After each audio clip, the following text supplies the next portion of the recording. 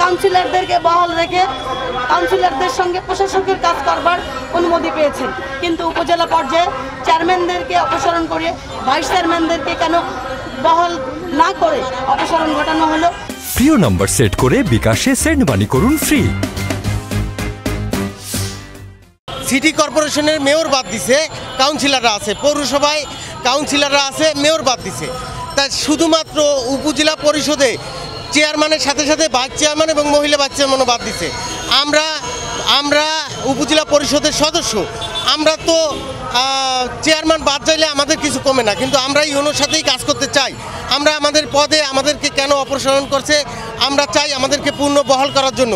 আমরা জনগণের পক্ষ থেকে আমাদেরকে যে দায়িত্ব দেওয়া হয়েছে, আপনারা জানেন যে 17টা দপ্তরে আমাদেরকে ভাইস চেয়ারম্যানদেরকে কিন্তু সভাপতি করা হয়। ওই কাজগুলো কিন্তু একজন ইউনো দিয়ে হয় না।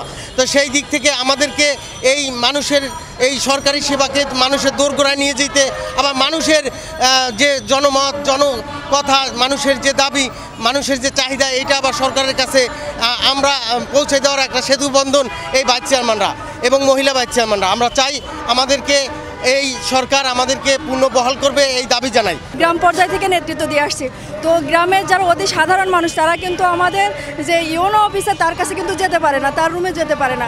আমাদের যে গ্রাম পর্যায়ে মাঠ পর্যায়ে যেসব মানুষগুলো আসে তারা কিন্তু আমাদের কাছে আসে, কারণ আমরা খুব তাদেরকে সুন্দরভাবে বুঝে তাদেরকে প্রতিশ্রুতি দিয়েই কিন্তু আমরা নির্বাচিত হয়েছি। তো তাদের অনেক আশা আকাঙ্ক্ষা নিয়েই কিন্তু আমরা এই জায়গায় আসছি। তো আমরা আমাদের অন্তর্বর্তীকালীন সরকারের কাছে আমাদের জোর দাবি জানাচ্ছি যে আমাদের অবশ্যই আমাদের স্ব স্থানে আমাদেরকে অবশ্যই দিক, আমাদেরকে আমাদের জায়গাটা ফিরিয়ে দিক। আমরা সরকারের সাথে সকল কাজে আমরা সহযোগিতা করব, যেন দেশটা ভালোভাবে চলে। তার জন্য আমরা সরকারের সাথে সব ধরনের সহযোগিতা আমরা করব। আর গ্রামের সাধারণ জনগণ কোনো দিনই একজন ইউনোর কাছে যাইতে পারে না। তারা যে কোনো সমস্যার সময় আমরা যারা ভাইস চেয়ারম্যান আছি মাঠ পর্যায়ে আমাদের কাছে আসে, আর সেগুলো আমরাই করতে পারি। আমাদের যদি পুনর্বল না করা হয় তাহলে গ্রামের সাধারণ জনগণ সেবা থেকে বঞ্চিত হবে।